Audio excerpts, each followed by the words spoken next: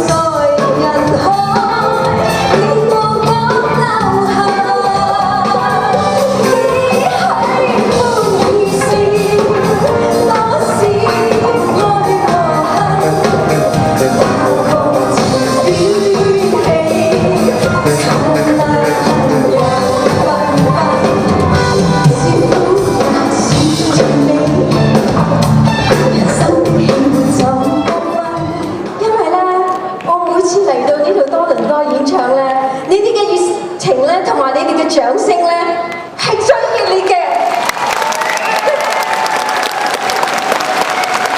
多謝你哋啊！仲有咧，我諗大家都知道啦，就係我哋喺香港嚟到呢個多倫多咧，始終都係有一個時差喺度嘅。咁喺短短呢一兩日咧，其實真係冇咁快咧可以適應到呢度嘅時差嘅，但係我發覺，如果聽到你哋咁好聽嘅掌聲咧，我個人真係精神好多啊！所以我希望你哋俾我嘅鼓勵掌聲，等我能夠好好演繹今晚每一首歌，送俾你哋，好嗎？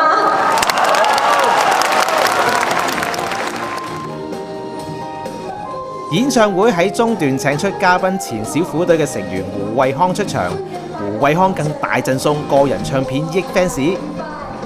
德蘭姐姐真係落足心機搞今次個 show 㗎，連平時少唱快歌嘅佢都特登跳埋舞啊！演唱會到最後，德蘭姐姐又一時感觸落淚。